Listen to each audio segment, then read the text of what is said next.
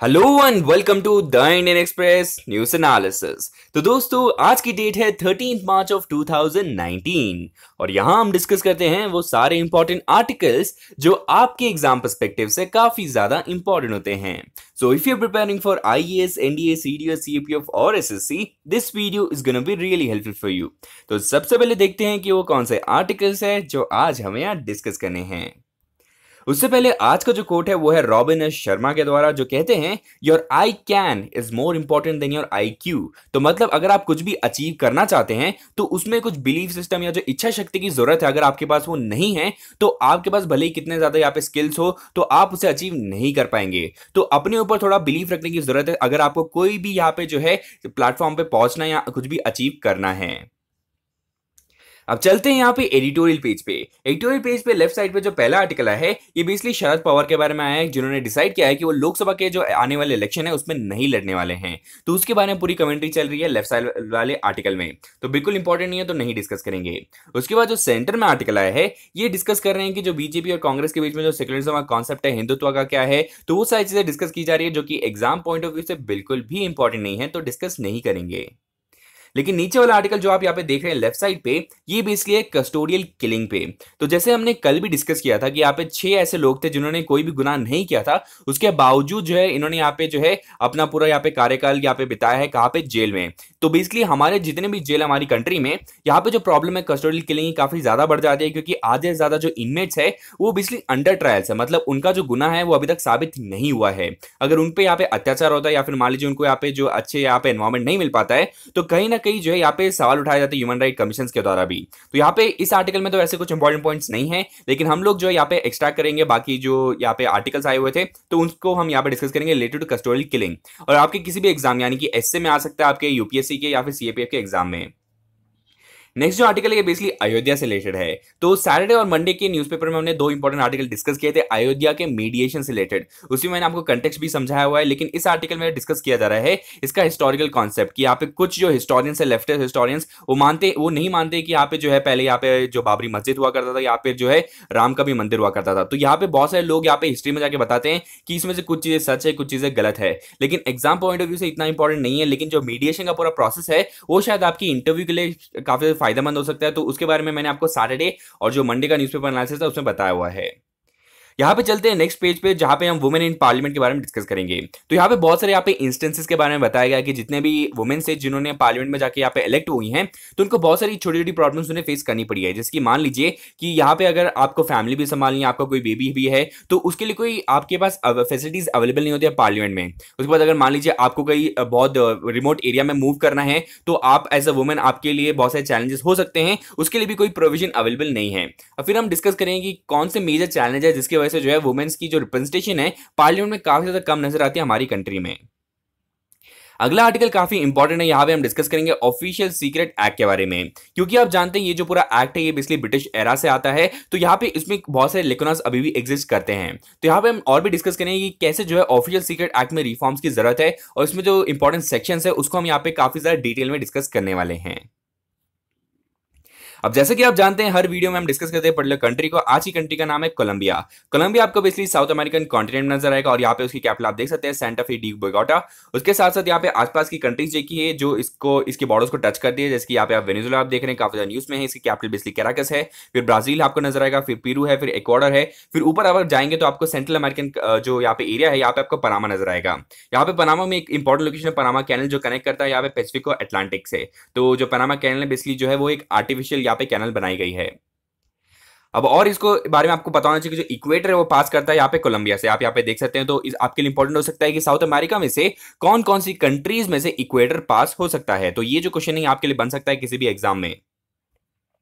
अब क्योंकि हम यहाँ पे साउथ अमेरिका की बात कर ही रहे हैं, तो आपको पता होना चाहिए कम से कम 5 इंपॉर्टेंट रिवर्स जो यहाँ पे फ्लो करती है साउथ अमेरिका में। तो यहाँ पे आपके लिए मैंने यहाँ पे सुविधा के लिए लिखा हुआ है कि यहाँ पे मागला देना है, फिर यहाँ पे ऑर्निको है, फिर अमेजोन तो आप सबको पता ही होगा। अगला यहाँ पे साउथ फ्रांसिस्को है, उसके बाद यहाँ पे रियो डी ला पल्टा है।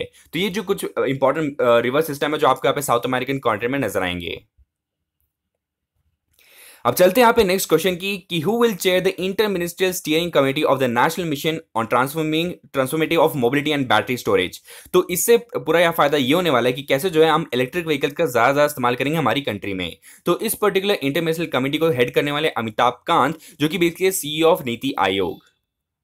अब क्योंकि नीति आयोग के बारे में बहुत सारे सवाल बन जाते हैं अलग अलग सवाल में, तो उसके बारे में कुछ इंपॉर्टेंट चीजें आपको पता होनी चाहिए कि इसे एस्टैब्लिश किया गया था जनवरी 1 2015 को, और ये बेसिकली एक थिंक टैंक है गवर्नमेंट ऑफ इंडिया का, जो रिप्लेस करता है प्लानिंग कमीशन को।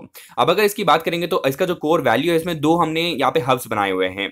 तो ये एक हब है यहाँ पे टीम इंडिया हब, और दूसरा है यहाँ पे नॉलेज एंड इनोवेशन हब। अगर मान लीजिए यहाँ पे सेंटर और स्टेट के बीच में एंगेजमेंट बनाने के लिए कोई भी इनपुट चाहिए, तो बेसिकली टीम इंडिया हब का इस्तेमाल किया जाता है। और यहाँ पे अगर कोई भी अलग अलग टेक्नोलॉजी या फिर अगर पॉलिसी विजन बनाने की जरूरत है, तो यहाँ पे नॉलेज एंड इनोवेशन हब का इस्तेमाल किया जाता है। अब चलते हैं यहाँ पे पहले आर्टिकल की तरफ। तो पहला आर्टिकल है यहाँ पे कस्टोडियल डेथ्स के बारे में। तो मैंने जैसे कि आपको कंटेक्स्ट पहले ही बताया हुआ है, तो पूरा कंटेक्स्ट ये है कि यहाँ पे बिहार में दो ऐसे लोग थे जिनको यहाँ पे अक्यूज किया गया था थेफ्ट का और मर्डर का, तो उनका बेसिकली यहाँ पे डेथ हो गया था। अब यहाँ पे जो क्वेश्चन उठाया जाता है कि गुड गवर्नेंस हो रही है नहीं हो रही है, यहाँ पे जो पुलिस थाने क्या ये स्टेट और पॉलिटिशियन के मतलब या कठपुतलियों की तरह काम कर रहे हैं, तो उन पे यहाँ पे सवाल उठ जाते हैं। लेकिन आपको पता होना चाहिए कि यहाँ पे हमारी कंट्री में कस्टोडियल डेथ और यहाँ पे जो फेक एनकाउंटर्स होते हैं उनको यहाँ पे रोकने के लिए हमने क्या क्या किया है। तो सबसे पहले हम बात करेंगे prevention of torture bill of 2010। तो जैसे कि आप देखते हैं कि यहाँ पे बिल लिखा हुआ है, मतलब अभी तक ये जो है अभी भी इसमें नेगोशिएशन करने की जरूरत है, कैसे जो है ये एक्ट बनेगा। अगली बात हम बात करेंगे कि अगर ये मान लीजिए एक्ट बन भी जाता है, तो इसको इंप्लीमेंट करने के लिए अभी भी बहुत सारी प्रॉब्लम्स आने वाली है। अगली हम बात करेंगे एनएचआरसी यानी कि जो नेशनल ह्यूमन राइट कमीशन है, तो इसने भी कुछ गाइडलाइंस दी हुई है बहुत सारी कंट्रीज को, वही हम भी फॉलो करने की कोशिश करते हैं, लेकिन ऑन द ग्राउंड लेवल कोई भी ऐसी गाइडलाइंस फॉलो नहीं की जाती है। अब सबसे पहले हम बात करेंगे कि क्यों जो है कस्टोडियल किलिंग इंपॉर्टेंट हो जाती है इंडिया के पर्सपेक्टिव में। सबसे पहले मैं आपको बता दिया हूं कि यहाँ पे हमारे जितने भी प्रिजन्स है उसमें अंडर ट्रायल्स जो है बहुत सारे लोग हैं। तो सबसे पहले आपको पता होना चाहिए कि जो राइट टू लाइफ है ये बहुत ही इंपॉर्टेंट है हर किसी के लिए। तो अगर हम यहाँ पे स्टैटिस्टिक की बात करें तो ऑलमोस्ट 591 कस्टोडियल डेथ हुई है 2010 से 15 के बीच में, और जो पूरा रिकॉर्ड है ये आ रहा है एनसीआरबी यानी कि नेशनल क्राइम रिकॉर्ड ब्यूरो की तरफ से। लेकिन अब हम बात करेंगे कि इसके प्राइमरी रीजन क्या है। सबसे पहले हम बात करेंगे पुलिस रिस्पॉन्सिबिलिटी की, क्योंकि उनके पास इतने ज्यादा यहाँ पे स्किल्स नहीं होते, टेक्निकल स्किल्स की कैसे यहाँ पे जो है असली बात को यहाँ पे निकाला जाए किसी भी विक्टिम्स के द्वारा, या फिर मान लीजिए किसी जिसको हमने अरेस्ट किया हुआ है, और यहाँ पे पुलिस के पास इतना ज्यादा पेशेंस भी नजर नहीं आता। इसी वजह से जो है वो क्रूड मेथड का इस्तेमाल करते हैं, इसी वजह से जो है वॉयलेंस काफी ज्यादा बढ़ जाता है विद इन द प्रिजन्स। अगली हम बात करेंगे कि यहाँ पे जो जस्टिस डिलीवरी है वो कॉमन मैन को नहीं मिलती है, क्योंकि उनको पता है कि कॉमन मैन जो है यहाँ पे कभी भी जो है कोर्ट में जाके जो यहाँ पे कोर्ट कचहरी का जो मामला है उसे संभाल नहीं पाएगा। तो इसी वजह से जो है इनके ऊपर बहुत ज्यादा एट्रोसिटीज भी की जाती है, और कहीं ना कहीं इसका रूट कॉज ये है कि यहाँ पे मिसयूज किया जाता है पावर का बाय दी पुलिस अथॉरिटीज। तो ये एक इंपॉर्टेंट एक फैक्टर है जिस वजह से जो है हमारी कंट्री में कस्टोडियल किलिंग काफी ज्यादा बढ़ गई है। अब अगर हमें पता चल गया रूट कॉज क्या है, तो इसका सोल्यूशन ये हो सकता है कि जितने भी हाई लेवल ऑफिसर्स हैं उनकी रिस्पॉन्सिबिलिटी होती है कि मॉनिटर करे अपने यहाँ पे जूनियर्स को, उसी के साथ साथ कैसे जो है वो इंप्लीमेंट कर सकते हैं यहाँ पे सुप्रीम कोर्ट और एनएचआरसी की गाइडलाइंस को, जो वो बार बार जो है अपडेट करते हैं। और the end of the day यहाँ पे कंक्लूजन में ये बताया गया है कि जो फंडामेंटल राइट है वो हर किसी का इक्वल है, आप जेल में हैं या नहीं है, कि आप अगर ह्यूमन है तो आपके पास कुछ मिनिमम ह्यूमन राइट्स होंगे ही। अगला आर्टिकल हम डिस्कस करेंगे टाइम फॉर अ स्टोरी। तो ये बेसिकली है कि वुमेन पार्टिसिपेशन इन पार्लियामेंट। तो सबसे पहले यहाँ पे साफ साफ बताया गया कि हमारे यहाँ पे 12% से भी कम यहाँ पे रिप्रेजेंटेशन है लोकसभा और राज्यसभा में। लेकिन अगर हम बात करेंगे यहाँ पे इंपॉर्टेंट पोर्टफोलियो की, जैसे कि यहाँ पे मिनिस्ट्री ऑफ एक्सटर्नल अफेयर्स की या फिर डिफेंस मिनिस्टर की, तो वो बेसिकली जो रोल है इस वक्त यहाँ पे वुमेन हैंडल कर रही हैं। लेकिन उसमें भी सवाल ये पूछा जा रहा है कि जब भी प्राइम मिनिस्टर कहीं पे भी यहाँ पे फॉरेन विजिट करते हैं, तो यहाँ पे अकंपनी करने के लिए डिफेंस मिनिस्टर जो है minister of external affairs usually नहीं होते हैं। तो उनका यहाँ पे जो है इंपॉर्टेंस जो है वो थोड़ा सा रिड्यूस हो जाता है जब यहाँ पे मेजर यहाँ पे मीटिंग्स में वो अवेलेबल नहीं हो पाती है। लेकिन यहाँ पे हमने कल भी डिस्कस किया था कि ओडिशा ने यहाँ पे एक पर्टिकुलर पॉलिटिकल पार्टी ने ये डिसाइड किया था कि ऑलमोस्ट 33% जो वुमेन को फील्ड करेंगे अगले इलेक्शन में। तो ये काफी अच्छी बात है। इससे क्या होगा कि हमारे जो वोटर्स है जिसमें ऑलमोस्ट 49% वुमेन है, तो उनकी रिप्रेजेंटेशन भी इक्वली इंप्रूव हो सकती है हायर यहाँ पे प्लेटफॉर्म्स पे। अगली हम बात करेंगे कि क्या रीजन हो सकते हैं कि वुमेन की पार्टिसिपेशन इतनी कम है हमारी कंट्री में। एक तो ये होता है कि जितने भी इलेक्टेड वुमेन होती है वो एक्चुअली सबऑर्डिनेट होती है पार्टीज के लिए, लेकिन पार्टीज को यूजुअली हेड किया जाता है किसी मैन के द्वारा। इसी वजह से जो है ये जो सब्जुगेशन और जो सबऑर्डिनेट की फीलिंग आती है, इसी वजह से जो है यहाँ पे काफी कम नंबर में हम वुमेन देख पाते हैं। अगले यहाँ पे जो नॉर्मली लोगों का बायोलॉजिकल बायस होता है, इस वजह से जो है जो वुमेन का जो पार्टिसिपेशन है यहाँ पे पार्लियामेंट में काफी ज्यादा कम हो जाता है। उसके बाद यहाँ पे जो उनका प्राइमरी रोल हो जाता है कि फैमिली का भी केयर टेकिंग करना है, तो इसी वजह से जो है कुछ प्रॉब्लम्स उन्हें फेस करनी पड़ती है। अगला हम आर्टिकल डिस्कस करेंगे ऑफिशियल सीक्रेट एक्ट से रिलेटेड। तो ये जो पूरा एक्ट है ये बेसिकली बनाया गया था एक सीक्रेटिव या फिर कॉन्फिडेंशियलिटी ऑफ द गवर्नेंस के बारे में, ताकि आप गवर्नमेंट में कोई भी काम कर रहे हैं तो वो बाहर ना आ जाए, कोई यहाँ पे जो है कोई स्पाई से चुरा ना पाए। इसी वजह से जो है इस पर्टिकुलर जो है एक्ट को लेकर आया गया था। अब क्योंकि ये डेट बैक करता है ब्रिटिश एरा को, तो ये 1904 का यहाँ पे जो एक्ट है जो कि लाया गया था लॉर्ड कर्जन के द्वारा। अब इसके बारे में आपको कोशिश ये करनी है समझने की कि ये तब लाया गया था इस वजह से ताकि जितने भी नेशनलिस्ट पब्लिकेशन थे, जितने भी न्यूज़पेपर थे, तो उनकी जो पावर है, उनके जो वॉइसेस है, उनको दबाने के लिए लाया गया था। लेकिन इंडिपेंडेंस के बाद इसमें कुछ यहाँ पे चेंजेस किए गए थे, जैसे कि अगर सेक्शन 3 और 5 की बात करेंगे, सेक्शन 3 में पूरा फोकस इस बात पे है कि कोई भी अगर स्पाइंग होती है या फिर मान लीजिए कोई भी हमारा जो डिटेल है अगर वो किसी एनिमी को देने की कोशिश करता है तो उसको वो रोकने के लिए यहाँ पे सेक्शन 3 प्रोवाइड किया गया है।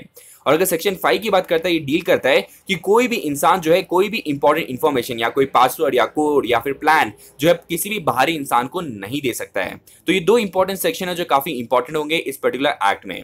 लेकिन आप समझते हैं कि क्यों जो है यहाँ पे डिमांड है कि जो ओएसए है इस एक्ट को रिपील करने की जरूरत है या फिर रिफॉर्म करने की जरूरत है। सबसे पहले तो ये है कि यहाँ पे जो क्लासिफिकेशन ऑफ सीक्रेट इन्फॉर्मेशन है, मतलब अगर मैं आपको बोलूं कि सीक्रेट इन्फॉर्मेशन क्या है तो काफी वेग डेफिनेशन आ जाती है। तो मतलब हर चीज को यहाँ पे इंक्लूड किया जा सकता है। तो इससे प्रॉब्लम ये होगी कि अगर राइट टू इन्फॉर्मेशन के संदर्भ में अगर आप कुछ भी इन्फॉर्मेशन मांगते हैं तो गवर्नमेंट जो साफ साफ बोल सकता है कि ये ओएसए के अंदर आता है, क्योंकि यहाँ पे जो डेफिनेशन ऑफ सीक्रेट इन्फॉर्मेशन वो इतनी ज्यादा क्लियर नहीं है। अगली हम बात करेंगे यहाँ पे सेक्शन 5 की। तो सेक्शन 5 में प्रॉब्लम ये है कि यहाँ पे जो है पूरा पावर आ जाता है यहाँ पे प्रोसिक्यूटिंग एजेंसी के हाथ में। यहाँ पे ये डिसाइड करते हैं खुद कि यहाँ पे जो इन्फॉर्मेशन है वो यहाँ पे सीक्रेट एक्ट के अंदर आता है या नहीं आता है। और अगर मान लीजिए जो बंदा यहाँ पे इन्फॉर्मेशन दे रहा है और जो इन्फॉर्मेशन रिसीव कर रहा है ऐसे सीक्रेटिव, तो दोनों को ही जो है पनिश किया जा सकता है अंडर सेक्शन 5। अगली हम बात करेंगे कि कहीं ना कहीं यहाँ पे जो क्लाइमेट ऑफ मिसट्रस्ट है वो धीरे धीरे बढ़ता जाएगा और जो पूरा गवर्नेंस है वो सीक्रेटिव बनता जाएगा। इससे क्या यहाँ पे जो है नॉर्मल जो पब्लिक है और यहाँ पे जो गवर्नमेंट है उनके बीच में जो ट्रस्ट की जरूरत है वो धीरे धीरे जो है वो रिड्यूस हो जाएगा। अगला हम बात करें कहीं ना कहीं सेक्शन 5 का गलत इस्तेमाल किया जा सकता है नेशनल सिक्योरिटी के नाम पे। जैसे कि अगर आप जानते हैं कि बहुत सारे लोग हैं जैसे कि यहाँ पे जो इसरो के साइंटिस्ट थे जिनके खिलाफ यहाँ पे जो है एस्पियोनेज का केस चलने लग गया था, जबकि उन्होंने कोई गलती नहीं की, उनको कंप्लीट एक्विटल दिया जा चुका है। तो वैसे जो यहाँ पे मिसयूज होते हैं उसको भी यहाँ पे रोकने के लिए कोई यहाँ पे जो प्रोविजन अवेलेबल नहीं है इस पर्टिकुलर एक्ट में इस वक्त। अगला यहाँ पे क्वेश्चन है according to India cooling action plan first of it's kind जो कि रिलीज किया था यहाँ पे डॉक्टर हर्षवर्धन ने, तो इसका जो टारगेट ईयर है कि यहाँ पे जो रिड्यूस करना है कूलिंग डिमांड को एंड द रेफ्रिजरेंट डिमांड को, तो वो कौन सा ईयर यहाँ पे सेलेक्ट किया गया है। तो यहाँ पे आपका 4 ऑप्शन है और इसका जो यहाँ पे टारगेट ईयर है वो है 2037 से 38 के बीच में। तो यहाँ पे पूरी कोशिश ये कि यहाँ पे जो रेफ्रिजरेंट हम इस्तेमाल करते हैं, यहाँ पे जो ग्रीन हाउस गैस रिलीज होते हैं, तो उसको रिड्यूस करने के लिए यहाँ पे जो टारगेट ईयर को सेलेक्ट किया गया है जो कि बहुत ज्यादा फ्यूचर में जो कि 37 से 38 आप देख सकते हैं। अगला चलते हैं हम यहाँ पे पेज 1 पे। पेज 1 पे यहाँ पे 3 अलग अलग न्यूज है। पहला तो यहाँ पे बता रहे हैं कि यहाँ पे जो दो यहाँ पे स्पाइस जेट और यहाँ पे जेट वेस है, तो इन दोनों ने यहाँ पे इनके जितने भी यहाँ पे जो 747 बोइंग मैक्स थे तो इनको यहाँ पे हटा देने की बात की जा रही है, क्योंकि यहाँ पे जो है मेंटेनेंस के इश्यूज आपने देख रहे हैं कि यहाँ पे विद इन 5 मंथ्स यहाँ पे 2 यहाँ पे जो है क्रैश हो चुके हैं यही एयरक्राफ्ट। तो इसी वजह से यहाँ पे जो है इन दोनों यहाँ पे एजेंसी को बोला गया है कि अपने जितने भी 737 मैक्स बोइंग है तो उनको यहाँ पे रोक दिया जाए, कोई भी फ्लाई नहीं करना चाहिए। अगला यहाँ पे जो आप फोटो देख रहे हैं यहाँ पे अयोध्या मीडिएशन से रिलेटेड है, जितने भी यहाँ पे मीडिएटर को सेलेक्ट किया था तो वो लोग अराइव हो चुके हैं यहाँ पे जो फैजाबाद में यहाँ पे डिस्कशन शुरू होने वाला है।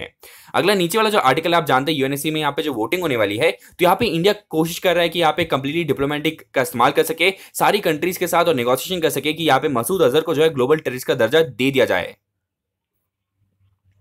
अगला हम बात करेंगे director general of civil aviation की, क्योंकि यहाँ पे जो डिसाइड किया गया कि बोइंग 737 का जो मैक्स है इसको यहाँ पे जितने भी प्लेन है यहाँ पे स्पाइस जेट के पास और जेट एयरवेज के पास, तो उसको यहाँ पे जो है रोक दिया जाए। तो ये डिसीजन लिया गया है डीजीसीए के द्वारा। तो उसके बारे में कुछ आपको पता होना चाहिए कि ये एक बेसिकली रेगुलेटरी बॉडी है in the field of civil aviation. अब ये जो है काम करता है किसके अंदर, union ministry of civil aviation के अंदर। इसके 2 इंपॉर्टेंट प्रोविजन है जिसके बारे में आपको पता होना चाहिए। एक ये है कि कैसे जो है safe and efficient air transportation कर सकते हैं विद इन आवर कंट्री, और दूसरा जो है जितने भी यहाँ पे रेगुलेशन अवेलेबल है तो उसको कंप्लीटली एनफोर्स करने की रिस्पांसिबिलिटी भी इस पर्टिकुलर बॉडी के हाथ में आ जाती है। अगला यहाँ पे सवाल है which country has signed an agreement with India to liberate the visa policy for the businessman and tourist to stay in India for more than 90 days without visa. मतलब अगर यहाँ पे कोई भी बंदा टूरिस्ट या फिर जो बिजनेसमैन अगर वो आता है तो 90 डेज के लिए बिना वीजा के भी रह सकता है। ये ऐसा जो है परमिट किस पर्टिकुलर कंट्री को दिया गया है, ये दिया गया है बेसिकली मालदीव को। तो मालदीव जैसे कि आप जानते हैं कि उनके जो यहाँ पे नए प्रेसिडेंट आए हुए हैं मोहम्मद सऊली, तो उनकी पूरी कोशिश ये कि इंडिया के साथ जो है नई फ्रेंडलीनेस की शुरुआत किया जा सके।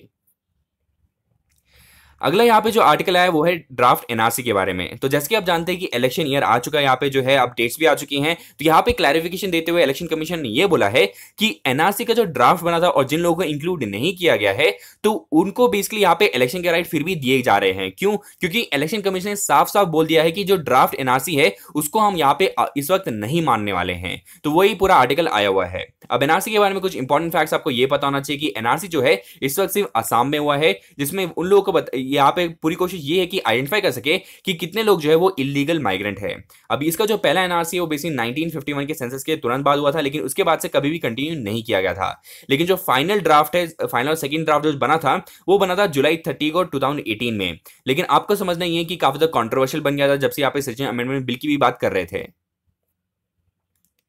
अगला यहाँ पे आर्टिकल आया हुआ है एनफोर्समेंट डायरेक्टरेट से रिलेटेड। यहाँ पे जो पाकिस्तान हाई कमीशन में यहाँ पे एक पर्टिकुलर शख्स है जिनका नाम है यहाँ पे जहूर अहमद शाह वाताली, जो बेसिकली एक सेपरेटिस्ट से भी काफी जुड़े हुए हैं। तो इनसे इनके रिलेटेड जितने भी यहाँ पे प्रॉपर्टी है उसको अटैच किया जा रहा है एनफोर्समेंट डायरेक्टरेट के द्वारा। तो कहीं ना कहीं माना जा रहा है कि जितने भी यहाँ पे टेररिस्ट एक्टिविटीज होती है उसकी जो फंडिंग है, मनी लॉन्ड्रिंग जो होती है, उसमें इनका काफी ज्यादा हाथ माना गया है। अब यहाँ पे एनफोर्समेंट डायरेक्टरेट के बारे में मैंने आपको 2 दिन पहले ही बताया था, तो यहाँ पे एक बार फिर से रिवाइज कर लीजिए कि यहाँ पे 2 लॉस है जिसके अंदर यहाँ पे जो है एक्ट करते हैं। सबसे पहले है फीमा एक्ट ऑफ 1999 जो कि फॉरेन एक्सचेंज मैनेजमेंट एक्ट, और दूसरा है prevention of money laundering act of 2002। तो ये जो 2 एक्ट है काफी इंपॉर्टेंट है एनफोर्समेंट डायरेक्टरेट से रिलेटेड, और ये बेसिकली हमारी कंट्री की प्रीमियर इकोनॉमिक इंटेलिजेंस एजेंसी है। अगला यहाँ पे क्वेश्चन है कि वो कौन सी कंट्री है जिसकी एंटायर गवर्नमेंट ने रिजाइन कर दिया जस्ट बिकॉज ये जो है एक सोशल वेलफेयर और हेल्थ केयर रिफॉर्म नहीं ला पाए थे। तो ये जो पर्टिकुलर कंट्री है इसका नाम है फिनलैंड। तो अभी के इनके जो प्राइम मिनिस्टर इनका नाम है जुहा सिपिला, जिनकी फोटो आप यहाँ पे ऊपर देख सकते हैं। अब इस पर्टिकुलर बिल की अगर बात करेंगे जो रिफॉर्म या लाने की कोशिश करे थे, तो इनकी जो पूरी यहाँ पे जो जनरेशन है, जो पॉपुलेशन है, उनकी एज जो है 65 हो जाएगी, एवरेज एज 2030 तक। तो इसी वजह से जो है जो यहाँ पे पूरी कोशिश कर रहे थे कि कैसे जो है वेलफेयर मीन्स को और ज्यादा बढ़ाने की कोशिश कर सकते हैं। अगला यहाँ पे आपके लिए कोई भी सवाल पूछा जा सकता है कि स्कैंडिनेवियन कंट्रीज कौन सी होती है, नॉर्डिक कंट्री कौन सी होती है। तो स्कैंडिनेवियन में बेसिकली 3 कंट्रीज को माना जाता है, एक होता है नॉर्वे, एक होता है स्वीडन और होता है डेनमार्क। तो प्लीज यहाँ पे नोटिस कीजिए फिनलैंड यूजुअली नहीं इंक्लूड किया जाता है स्कैंडिनेवियन कंट्रीज में। तो स्कैंडिनेवियन में ये बेसिकली 3 कंट्रीज होती है। अगर बात करें नॉर्डिक कंट्रीज की, तो नॉर्डिक में स्कैंडिनेवियन कंट्रीज होती है, उसके साथ साथ फिनलैंड होता है, आइसलैंड होता है और कुछ एसोसिएट टेरिटरीज होती है जैसे ग्रीनलैंड, फेरो आइलैंड और एलैंड आइलैंड्स। तो यहाँ पे आप देख सकते हैं यहाँ पे फिनलैंड भी इंक्लूड हो जाता है, यहाँ पे डेनमार्क है, आइसलैंड है, नॉर्वे और स्वीडन है। तो ये 2 डिस्टिंक्शन आपको याद होने चाहिए कि स्कैंडिनेवियन कंट्रीज में कितनी कंट्रीज आती हैं और यहाँ पे नॉर्डिक में कितनी आती हैं। अगला यहाँ पे चलते हैं एक्सप्लेन पेज पे।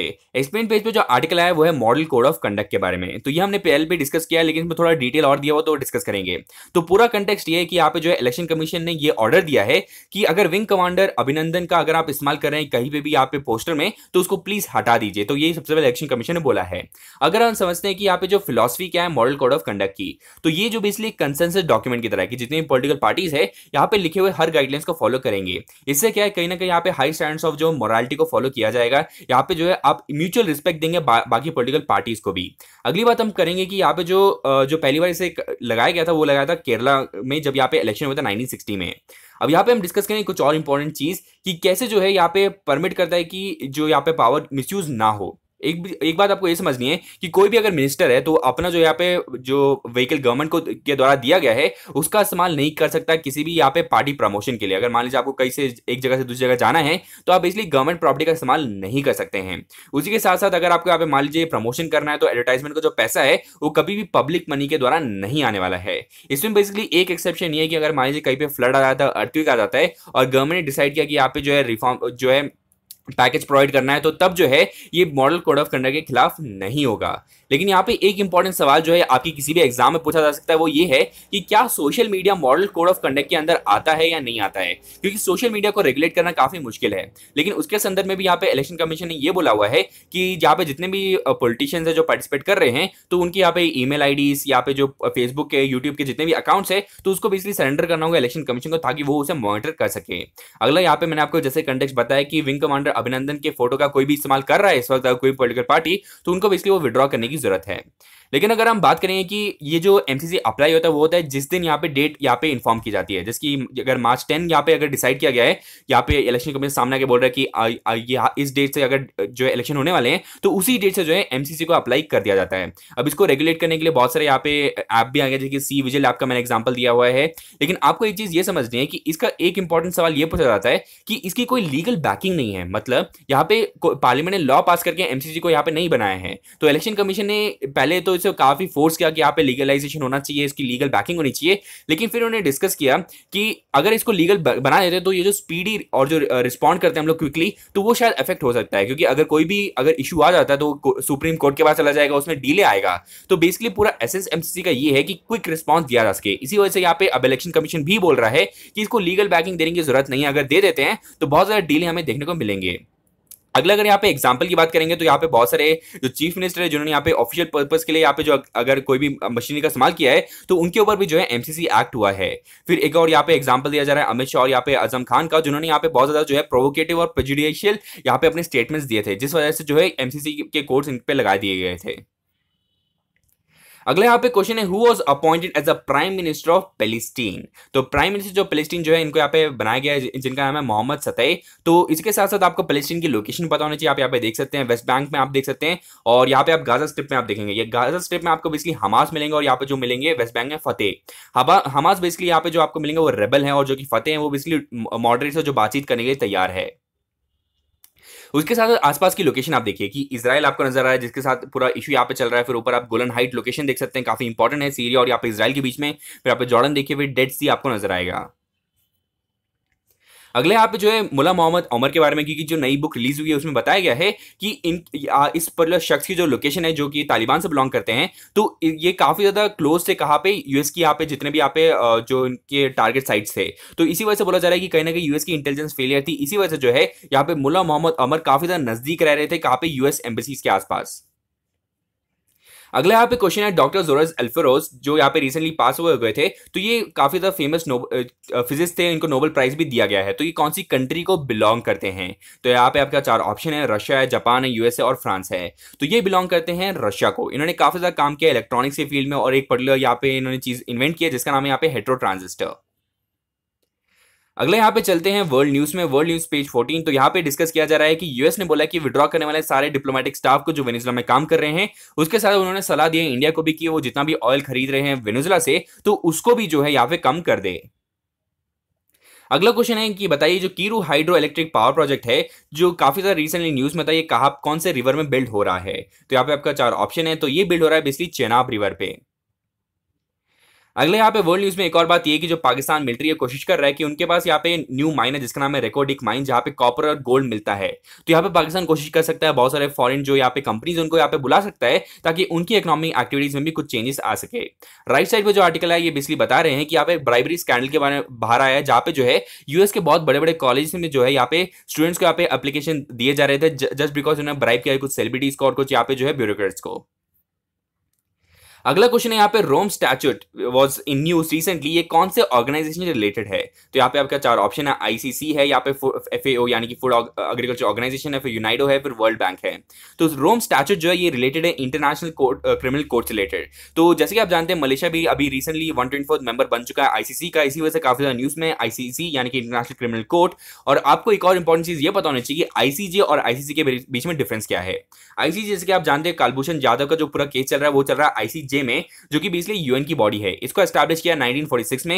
लेकिन अगर आईसीसी जिसकी हम बात कर रहे थे पिछले क्वेश्चन में, तो उसे एस्टैब्लिश किया 2002 में। भले यूएन के कुछ केसेस यहाँ पे जाते हैं लेकिन यूएन की ये पर्टिकुलर बॉडी नहीं है।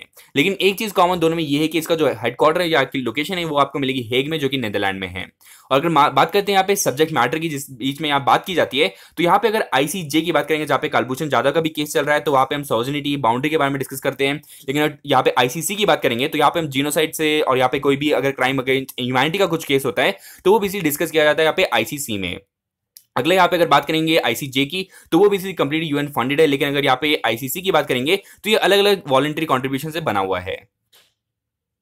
अगले यहाँ पे चलेंगे वर्ल्ड न्यूज में। कोस्टा रिका ने यहाँ पे एक नई यहाँ पे ग्रीन न्यू डील की बात की है, ताकि जो है यहाँ पे हम जो फॉसिल फ्यूल का इस्तेमाल कर रहे हैं उसको धीरे धीरे जो है वो रिड्यूस कर सके। हमने रिसेंटली भी डिस्कस किया था कि यूएस में भी यहाँ पे जो कांग्रेस वुमेन है वो लेकर आई थी एक न्यू ग्रीन डील के बारे में, तो वही सारी चीजें यहाँ पे भी डिस्कस की जा रही है। अब कोस्टा रिका की लोकेशन आप देख सकते हैं, आपको यहाँ पे सेंट्रल अमेरिका में नजर आएगी। यहाँ पे आप देख रहे हैं उसकी कैपिटल बेसिकली सैन जोसे है। अगला क्वेश्चन ये है कि बताइए which of the following sport federation has recently been recognised as India's national sport federation. तो ये जो बेसिकली एक स्पोर्ट्स फेडरेशन है वो है कैरम की, जिसको यहाँ पे जो है नेशनल स्पोर्ट फेडरेशन का दर्जा दे दिया गया है। अगला यहाँ पे इकोनॉमी पेज पे बताया जा रहा है कि जो फैक्ट्री ग्रोथ है यहाँ पे 1.7% रिड्यूस हो गई इस जनवरी में कंपेयर टू प्रीवियस ईयर के जनवरी में। लेकिन अगर हम बात करें रिटेल इन्फ्लेशन, मतलब अगर आप जो रिटेल में कुछ भी खरीदते हैं तो उसमें नॉन फूड आइटम्स में यहाँ पे इन्फ्लेशन नजर आया है, लेकिन जो फूड आइटम है उसमें कंटिन्यूसली जो है यहाँ पे डिफ्लेशन नजर आ रहा है। और ये जो पूरा डेटा ये basically index of industrial production के द्वारा दिया गया है। उसके बारे में कुछ डिटेल्स आपको पता होनी चाहिए कि जो इसे पब्लिश किया जाता है ये सीएसओ यानी कि सेंट्रल स्टैटिस्टिक ऑफिस के द्वारा दिया जाता है, और ये हर मंथ बेसिकली पब्लिश किया जाता है। उसी के संदर्भ में आपको बताना चाहिए इसके जो आइटम्स है क्लासिफाई किए जा सकते हैं मैन्युफैक्चरिंग, माइनिंग और इलेक्ट्रिसिटी के द्वारा। और अगर इसका पूरा वेटेज की बात करें तो हाईएस्ट वेटेज आपको मिलेगा मैन्युफैक्चरिंग में, फॉलोड बाय माइनिंग, फिर यहाँ पे इलेक्ट्रिसिटी। तो आपके लिए किसी भी एमसीक्यू में यहाँ पे अरेंज करने के लिए आ सकता है, तो आपको पता होना चाहिए। और यहाँ पे आईआईपी में यहाँ पे जितने भी 8 कोर इंडस्ट्रीज है, जो कि कोल है, क्रूड है, नेचुरल गैस है, रिफाइनरी है, फर्टिलाइजर, स्टील और सीमेंट, इलेक्ट्रिसिटी है, तो उनका भी यहाँ पे 40% कंट्रीब्यूशन होता है। यहाँ पे आप देख सकते हैं इन सारी कोर जो है इनका सिर्फ 40% कंट्रीब्यूशन होता है आईआईपी में। अगला आपके लिए क्वेश्चन है, बताइए कि जो औरांग नेशनल पार्क है आपको कौन से स्टेट में नजर आएगी। और जो दूसरा क्वेश्चन है वो ये है कि बताइए कैपिटल और करेंसी क्या है मालदीव्स की। तो दोस्तों आज के लिए इतना ही है। आशा करता हूं आपको वीडियो पसंद आया तो वीडियो को लाइक कीजिए, शेयर कीजिए दोस्तों के बीच और सब्सक्राइब करना ना भूलिएगा। Thank you and have a nice day. जय हिंद।